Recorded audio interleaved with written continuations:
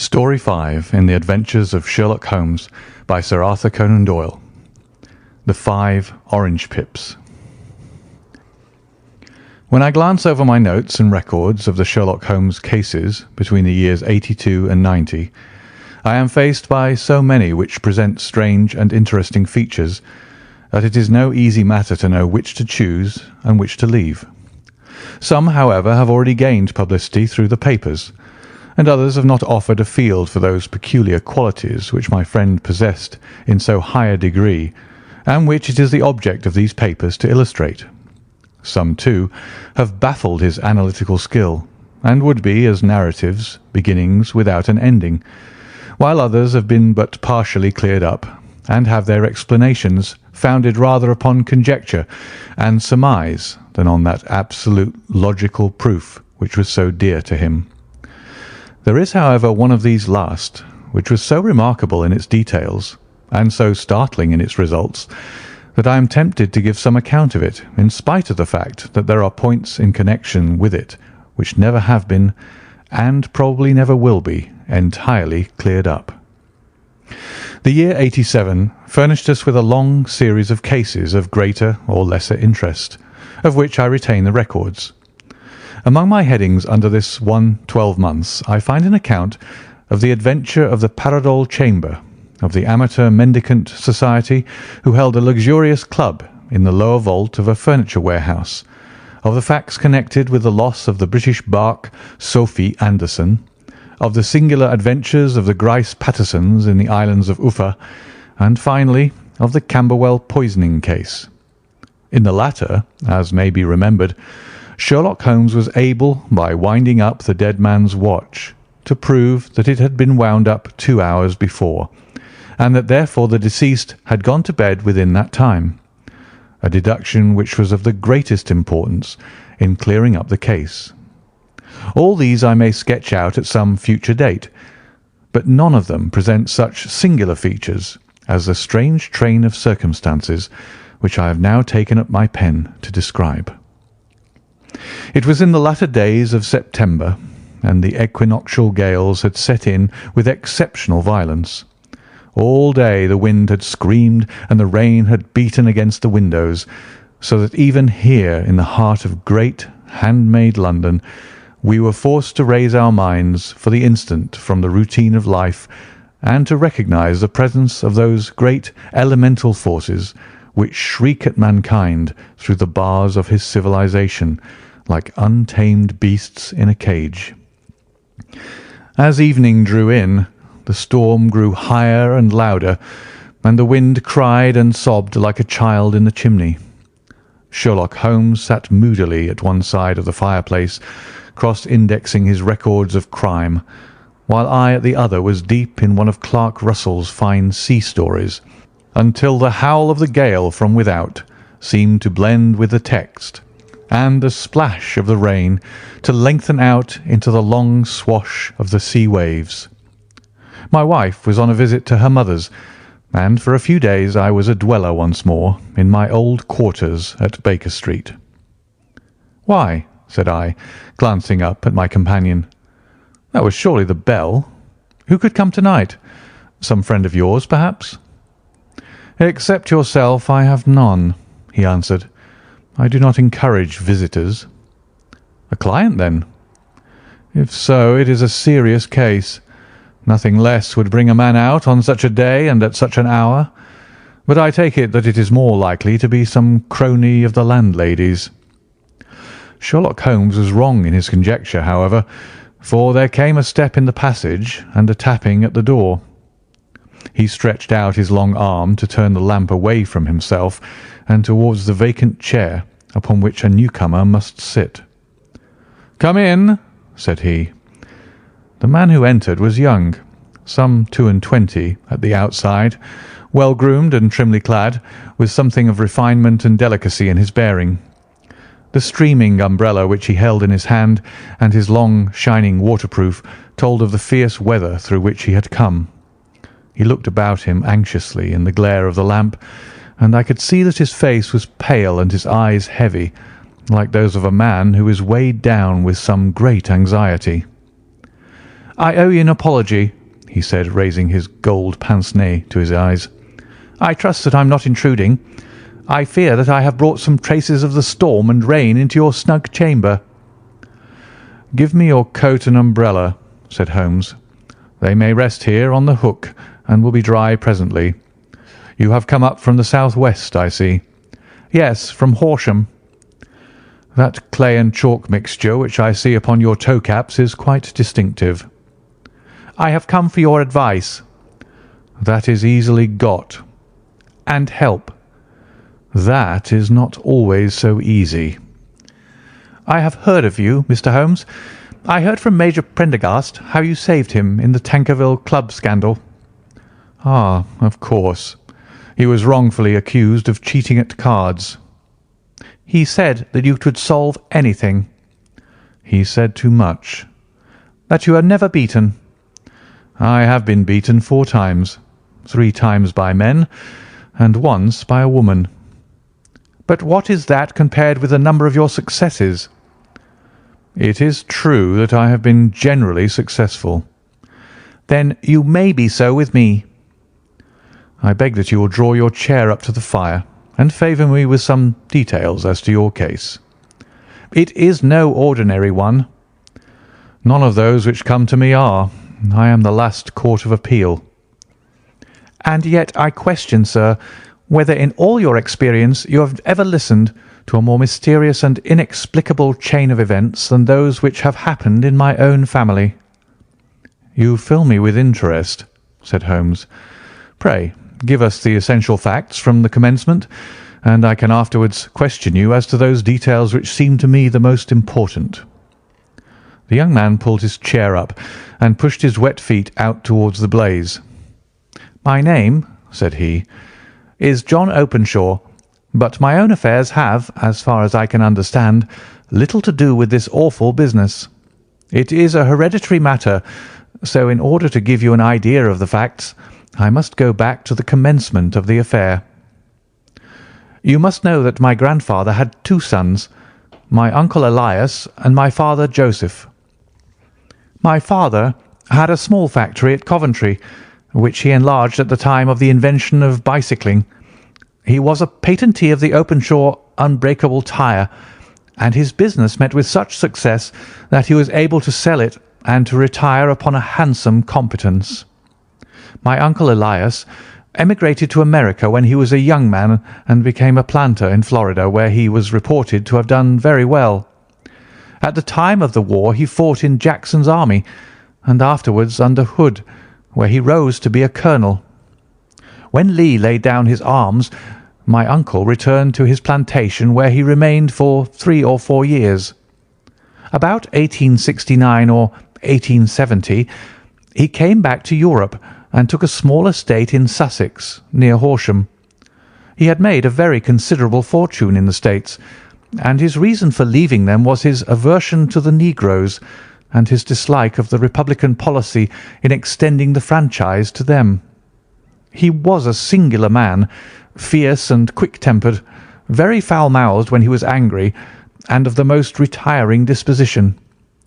During all the years that he lived at Horsham, I doubt if ever he set foot in the town. He had a garden and 2 or 3 fields round his house, and there he would take his exercise, though very often for weeks on end he would never leave his room. He drank a great deal of brandy and smoked very heavily, but he would see no society and did not want any friends, not even his own brother. He didn't mind me. In fact, he took a fancy to me, for at the time when he saw me first I was a youngster of 12 or so. This would be in the year 1878, after he had been 8 or 9 years in England. He begged my father to let me live with him, and he was very kind to me in his way. When he was sober, he used to be fond of playing backgammon and draughts with me, and he would make me his representative both with the servants and with the tradespeople, so that by the time that I was 16 I was quite master of the house.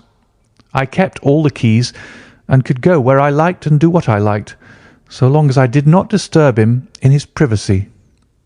There was one singular exception, however, for he had a single room, a lumber room up among the attics, which was invariably locked, and which he would never permit either me or anyone else to enter. With a boy's curiosity, I have peeped through the keyhole, but I was never able to see more than such a collection of old trunks and bundles as would be expected in such a room. One day, it was in March 1883, a letter with a foreign stamp lay upon the table in front of the colonel's plate. It was not a common thing for him to receive letters, for his bills were all paid in ready money, and he had no friends of any sort.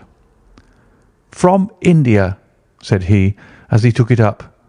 "Pondicherry postmark. What can this be?" Opening it hurriedly, out there jumped 5 little dried orange pips, which pattered down upon his plate. I began to laugh at this, but the laugh was struck from my lips at the sight of his face. His lip had fallen, his eyes were protruding, his skin the colour of putty, and he glared at the envelope which he still held in his trembling hand. "K, K, K!"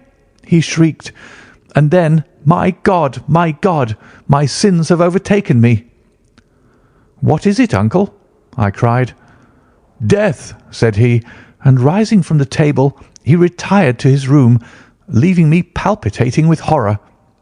I took up the envelope and saw scrawled in red ink upon the inner flap, just above the gum, the letter K 3 times repeated. There was nothing else save the 5 dried pips. What could be the reason of his overpowering terror? I left the breakfast table, and as I ascended the stair, I met him coming down with an old rusty key which must have belonged to the attic in one hand, and a small brass box, like a cash box, in the other. "They may do what they like, but I'll checkmate them still," said he with an oath. "Tell Mary that I shall want a fire in my room to-day, and send down to Fordham the Horsham lawyer." I did as he ordered, and when the lawyer arrived I was asked to step up to the room. The fire was burning brightly, and in the grate there was a mass of black fluffy ashes as of burned paper, while the brass box stood open and empty beside it.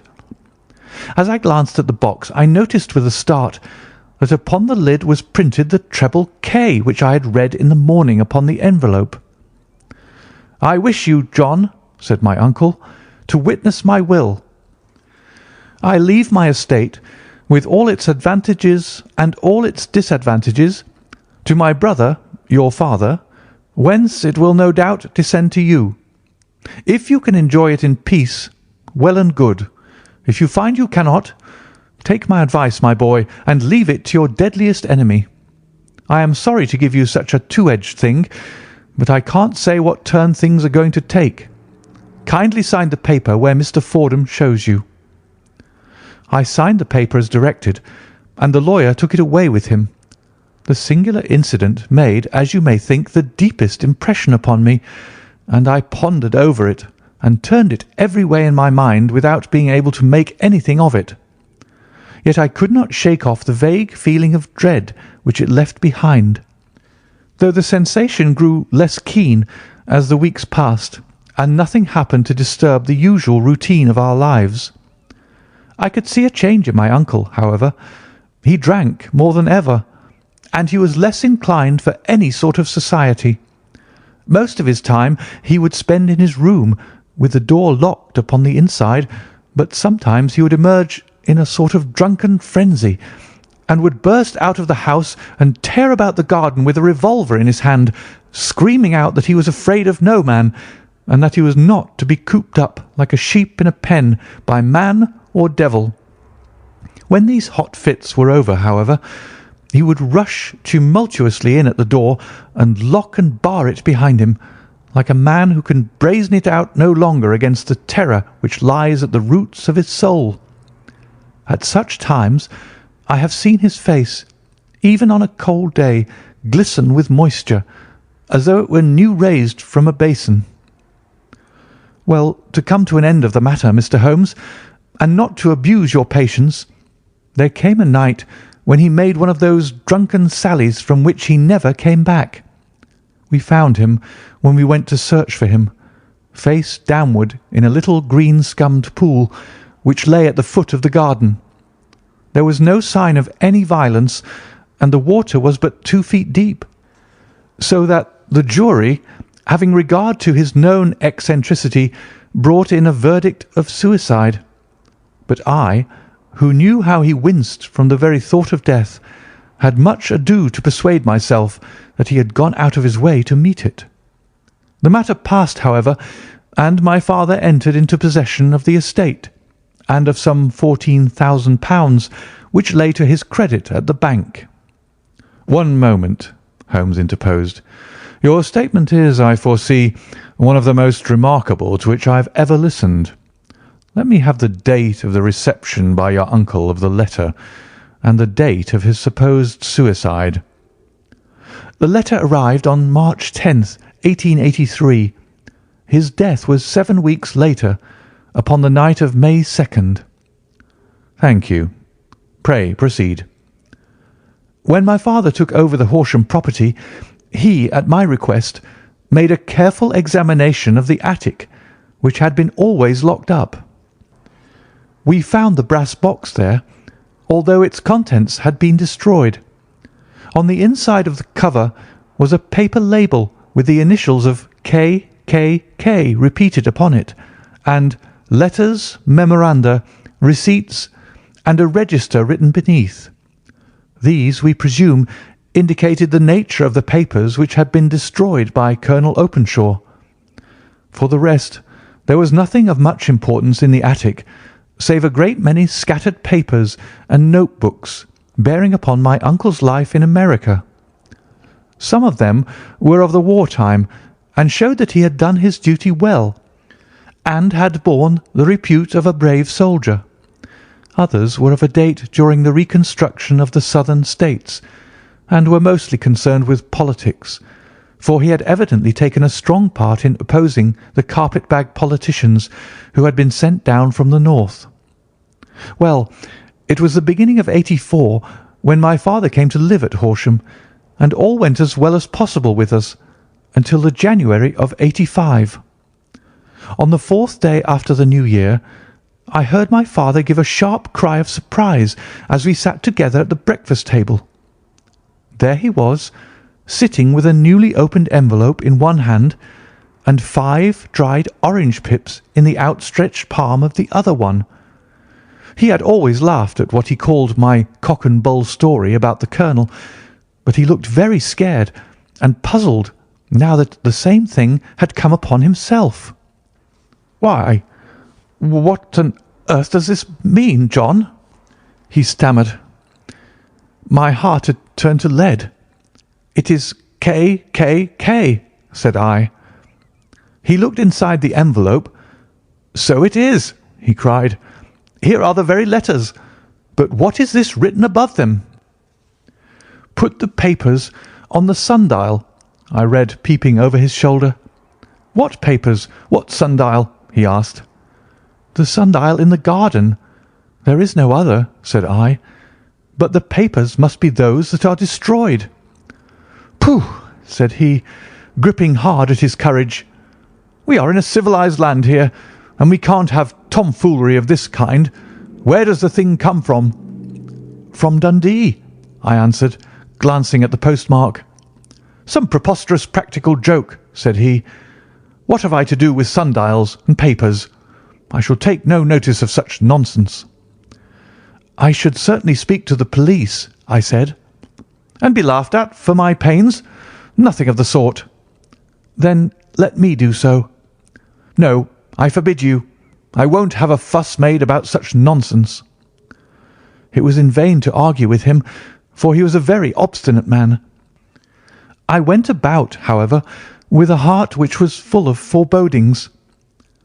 On the 3rd day after the coming of the letter, my father went from home to visit an old friend of his, Major Freebody, who is in command of one of the forts upon Portsdown Hill. I was glad that he should go, for it seemed to me that he was farther from danger when he was away from home. In that, however, I was in error. Upon the 2nd day of his absence, I received a telegram from the Major imploring me to come at once.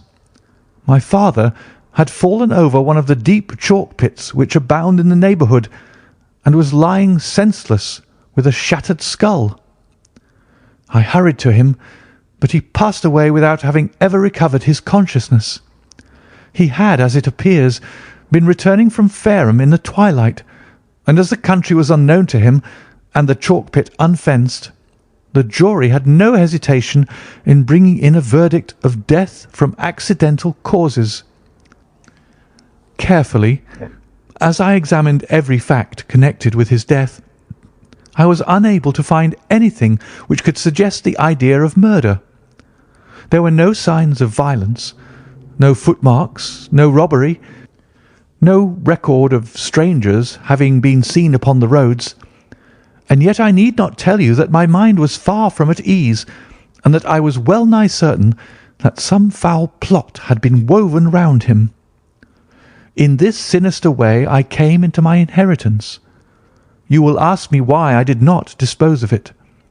I answer because I was well convinced that our troubles were in some way dependent upon an incident in my uncle's life, and that the danger would be as pressing in one house as another. It was in January 85 that my poor father met his end, and 2 years and 8 months have elapsed since then. During that time I have lived happily at Horsham, and I had begun to hope that this curse had passed away from the family, and that it had ended with the last generation. I had begun to take comfort too soon, however. Yesterday morning the blow fell in the very shape in which it had come upon my father. The young man took from his waistcoat a crumpled envelope, and turning to the table he shook out upon it 5 little dried orange pips. "This is the envelope," he continued. "The postmark is London, Eastern Division. Within are the very words which were upon my father's last message, K, K, K. And then put the papers on the sundial." "What have you done?" asked Holmes. "Nothing." "Nothing?" "To tell the truth," he sank his face into his thin white hands, "I have felt helpless. I have felt like one of those poor rabbits when the snake is writhing towards it. I seem to be in the grasp of some resistless, inexorable evil which no foresight and no precautions can guard against." "Tut, tut!" cried Sherlock Holmes. "You must act, man, or you are lost. Nothing but energy can save you. This is no time for despair." "I have seen the police." "Ah!" "But they listened to my story with a smile. I am convinced that the inspector has formed the opinion that the letters are all practical jokes, and that the deaths of my relations were really accidents, as the jury stated, and were not to be connected with the warnings." Holmes shook his clenched hands in the air. "Incredible imbecility!" he cried. "They have, however, allowed me a policeman, who may remain in the house with me." "Has he come with you tonight?" "No, his orders were to stay in the house." Again Holmes raved in the air. "Why did you come to me?" he cried. "And above all, why did you not come at once?" "I did not know. It was only to-day that I spoke to Major Prendergast about my troubles, and was advised by him to come to you." "It is really 2 days since you had the letter. We should have acted before this. You have no further evidence, I suppose, than that which you have placed before us? No suggestive detail which might help us?" "There is one thing," said John Openshaw. He rummaged in his coat pocket, and drawing out a piece of discoloured blue-tinted paper, he laid it out upon the table. "I have some remembrance," said he, "that on the day when my uncle burned the papers, I observed that the small unburned margins which lay amid the ashes were of this particular colour. I found this single sheet upon the floor of his room, and I am inclined to think that it may be one of the papers which has, perhaps, fluttered out from among the others, and in that way has escaped destruction. Beyond the mention of pips, I do not see that it helps us much. I think myself that it is a page from some private diary. The writing is undoubtedly my uncle's." Holmes moved the lamp, and we both bent over the sheet of paper, which showed by its ragged edge that it had indeed been torn from a book. It was headed March 1869, and beneath were the following enigmatical notices: 4th, Hudson came, same old platform. 7th, set the pips on Macaulay, Paramore, and John Swain of St. Augustine. 9th, Macaulay cleared. 10th, John Swain cleared. 12th, visited Paramore. All well. "Thank you," said Holmes, folding up the paper and returning it to our visitor. "And now you must on no account lose another instant. We cannot spare time even to discuss what you have told me. You must get home instantly and act." "What shall I do?" "There is but one thing to do. It must be done at once. You must put this piece of paper which you have shown us into the brass box which you have described. You must also put in a note to say that all the other papers were burned by your uncle, and that this is the only one which remains. You must assert that in such words as will carry conviction with them. Having done this, you must at once put the box out upon the sundial as directed. Do you understand?" "Entirely." "Do not think of revenge or anything of the sort at present. I think that we may gain that by means of the law, but we have our web to weave while theirs is already woven. The first consideration is to remove the pressing danger which threatens you. The second is to clear up the mystery and to punish the guilty parties." "I thank you," said the young man, rising and pulling on his overcoat. "You have given me fresh life and hope. I shall certainly do as you advise." "Do not lose an instant. And above all, take care of yourself in the meanwhile, for I do not think that there can be a doubt that you are threatened by a very real and imminent danger. How do you go back?" "By train from Waterloo." "It is not yet 9. The streets will be crowded, so I trust that you may be in safety. And yet you cannot guard yourself too closely." "I am armed." "That is well. Tomorrow I shall set to work upon your case." "I shall see you at Horsham, then?" "No. Your secret lies in London. It is there that I shall seek it." "Then I shall call upon you in a day or in 2 days with news as to the box and the papers. I shall take your advice in every particular." He shook hands with us and took his leave.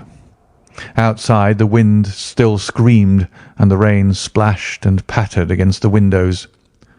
This strange wild story seemed to have come to us from amid the mad elements, blown in upon us like a sheet of seaweed in a gale, and now to have been reabsorbed by them once more. Sherlock Holmes sat for some time in silence, with his head sunk forward and his eyes bent upon the red glow of the fire.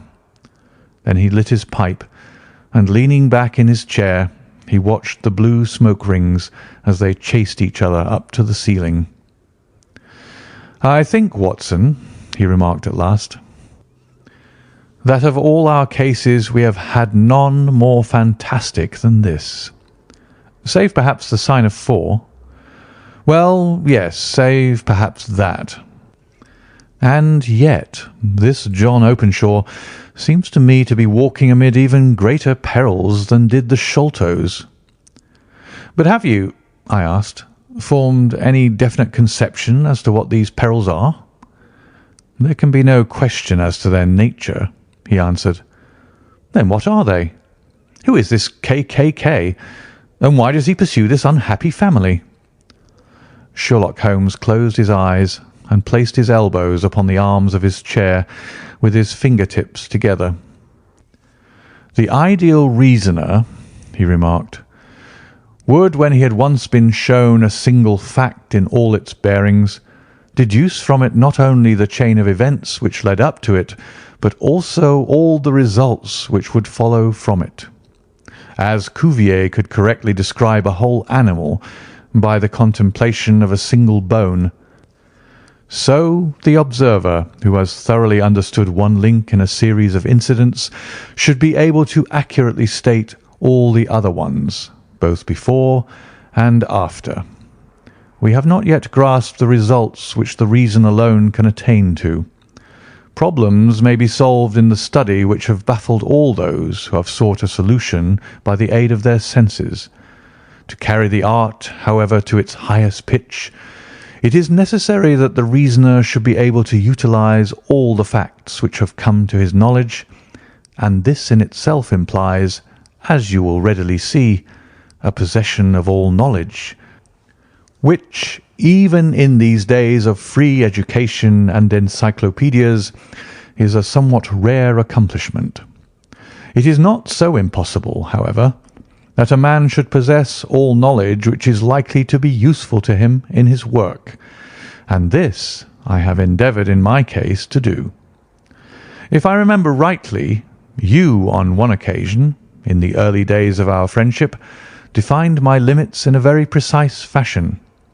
Yes, I answered, laughing. It was a singular document. Philosophy, astronomy, and politics were marked at 0, I remember. Botany variable, geology profound as regards the mudstains from any region within 50 miles of town, chemistry eccentric, anatomy unsystematic, sensational literature and crime records unique, violin player, boxer, swordsman, lawyer, and self-poisoner by cocaine and tobacco. Those, I think, were the main points of my analysis. Holmes grinned at the last item. Well, he said, I say now, as I said then, that a man should keep his little brain attic stocked with all the furniture that he is likely to use, and the rest he can put away in the lumber room of his library, where he can get at it if he wants it. Now, for such a case as the one which has been submitted to us tonight, we need certainly to muster all our resources. Kindly hand me down the letter K of the American Encyclopedia, which stands upon the shelf beside you. Thank you. Now, let us consider the situation and see what may be deduced from it. In the first place, we may start with a strong presumption that Colonel Openshaw had some very strong reason for leaving America. Men at his time of life do not change all their habits and exchange willingly the charming climate of Florida for the lonely life of an English provincial town. His extreme love of solitude in England suggests the idea that he was in fear of someone or something, so we may assume as a working hypothesis that it was fear of someone or something which drove him from America. As to what it was he feared, we can only deduce that by considering the formidable letters which were received by himself and his successors. Did you remark the postmarks of those letters? The first was from Pondicherry, the second from Dundee, and the third from London. From East London. What do you deduce from that? They're all seaports. That the writer was on board of a ship. Excellent. We have already a clue. There can be no doubt that the strong probability, is that the writer was on board of a ship. And now let us consider another point. In the case of Pondicherry, 7 weeks elapsed between the threat and its fulfilment. In Dundee it was only some 3 or 4 days. Does that suggest anything? A greater distance to travel? But the letter had also a greater distance to come. Then I do not see the point. There is at least a presumption that the vessel in which the man or men are is a sailing ship. It looks as if they always send their singular warning or token before them when starting upon their mission. You see how quickly the deed followed the sign when it came from Dundee. If they had come from Pondicherry in a steamer, they would have arrived almost as soon as their letter. But as a matter of fact, 7 weeks elapsed, I think that those 7 weeks represented the difference between the mail boat which brought the letter and the sailing vessel which brought the writer. It is possible. More than that, it is probable. And now you see the deadly urgency of this new case, and why I urged young Openshaw to caution. The blow has always fallen at the end of the time which it would take the senders to travel the distance. But this one comes from London, and therefore we cannot count upon delay. Good God! I cried. What can it mean, this relentless persecution?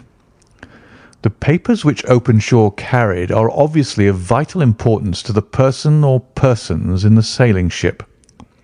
I think that it is quite clear that there must be more than one of them. A single man could not have carried out 2 deaths in such a way as to deceive a coroner's jury. There must have been several in it, and they must have been men of resource and determination. Their papers they mean to have, be the holder of them who it may. In this way, you see, KKK ceases to be the initials of an individual and becomes the badge of a society. But of what society? Have you never, said Sherlock Holmes, bending forward and sinking his voice, have you never heard of the Ku Klux Klan? I never have. Holmes turned over the leaves of the book upon his knee. Here it is, said he presently. Ku Klux Klan, a name derived from the fanciful resemblance to the sound produced by cocking a rifle. This terrible secret society was formed by some ex-Confederate soldiers in the southern states after the Civil War, and it rapidly formed local branches in different parts of the country, notably in Tennessee, Louisiana, the Carolinas, Georgia, and Florida. Its power was used for political purposes, principally for the terrorizing of the Negro voters and the murdering and driving from the country of those who were opposed to its views. Its outrages were usually preceded by a warning sent to the marked man in some fantastic but generally recognized shape: a sprig of oak leaves in some parts, melon seeds or orange pips in others. On receiving this, the victim might either openly abjure his former ways or might fly from the country. If he braved the matter out, death would unfailingly come upon him, and usually in some strange and unforeseen manner. So perfect was the organization of the society, and so systematic its methods, that there is hardly a case upon record where any man succeeded in braving it with impunity, or in which any of its outrages were traced home to the perpetrators. For some years the organization flourished in spite of the efforts of the United States government and of the better classes of the community in the South. Eventually, in the year 1869, the movement rather suddenly collapsed, although there have been sporadic outbreaks of the same sort since that date.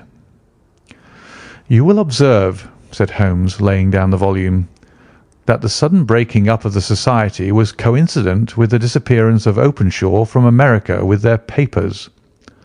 It may well have been cause and effect. It is no wonder that he and his family have some of the more implacable spirits upon their track.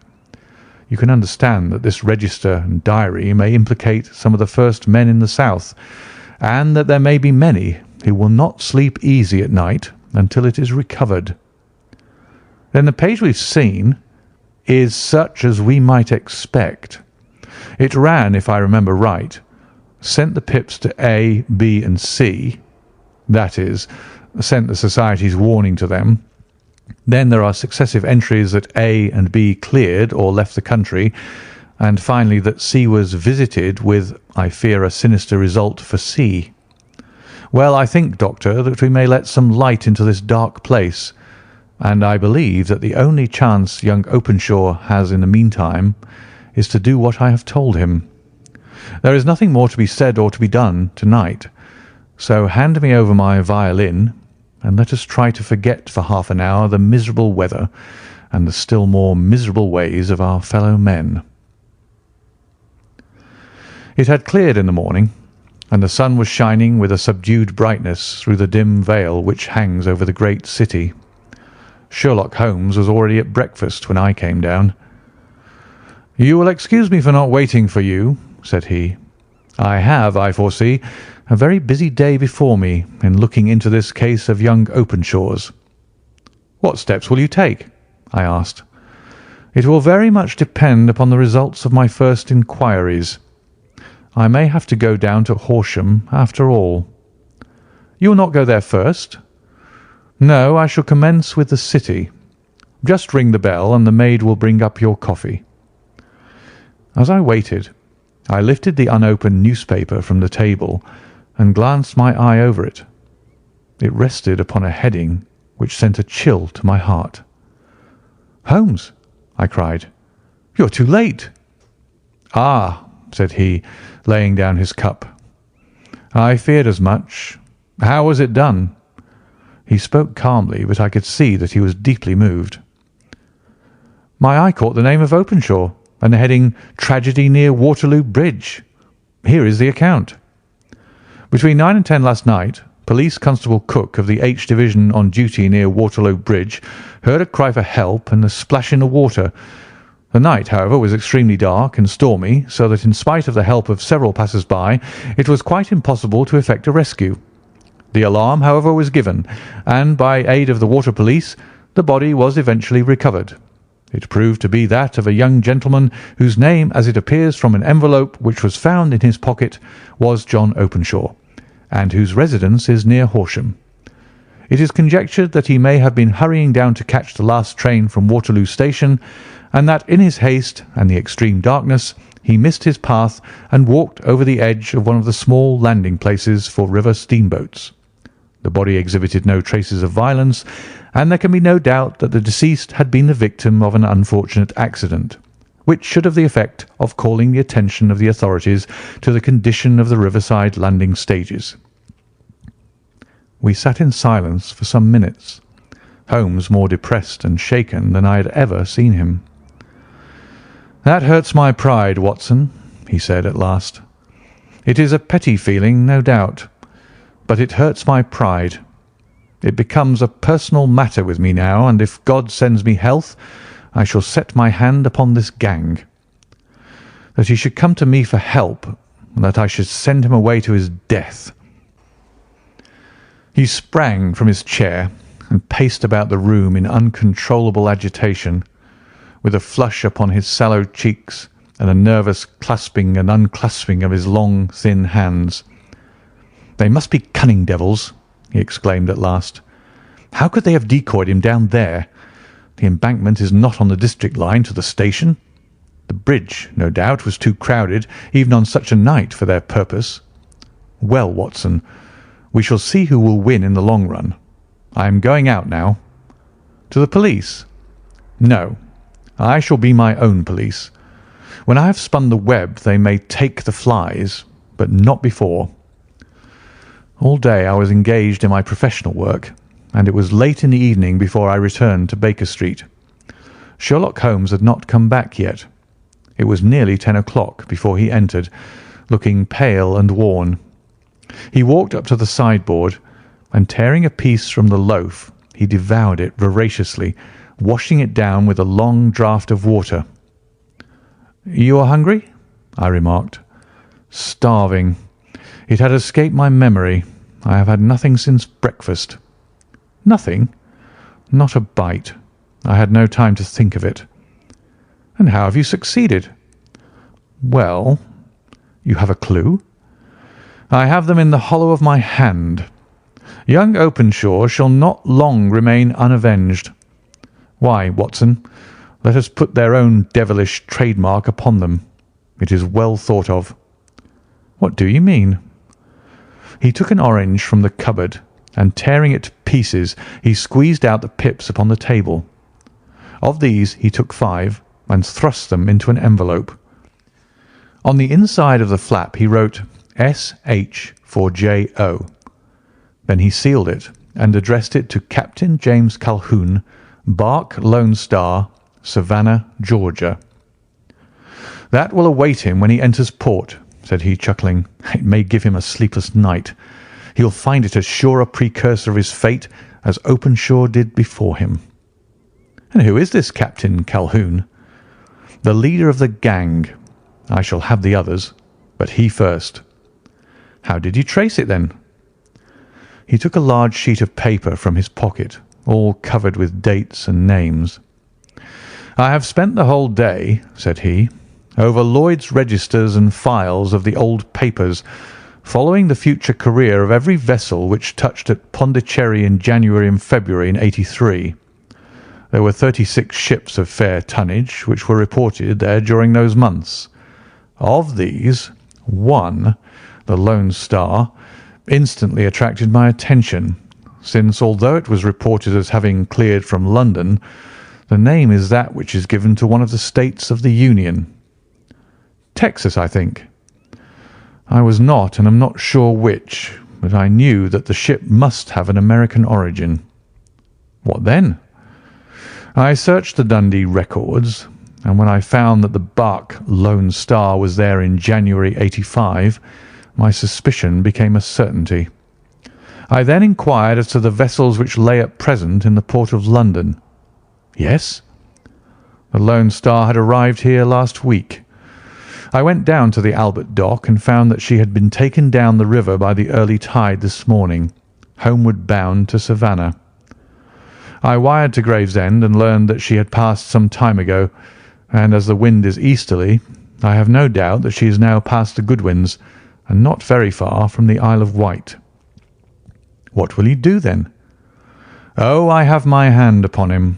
He and the two mates are, as I learn, the only native-born Americans in the ship. The others are Finns and Germans. I know also that they were all three away from the ship last night. I had it from the stevedore, who's been loading their cargo. By the time that their sailing ship reaches Savannah, the mailboat will have carried this letter, and the cable will have informed the police of Savannah that these three gentlemen are badly wanted here upon a charge of murder. There is ever a flaw, however, in the best laid of human plans, and the murderers of John Openshaw were never to receive the orange pips which would show them that another, as cunning and as resolute as themselves, was upon their track. Very long and very severe were the equinoctial gales that year. We waited long for news of the Lone Star of Savannah, but none ever reached us. We did at last hear that somewhere, far out in the Atlantic, a shattered stern post of a boat was seen swinging in the trough of a wave, with the letters L.S. carved upon it. And that is all which we shall ever know of the fate of the Lone Star. End of the 5 Orange Pips.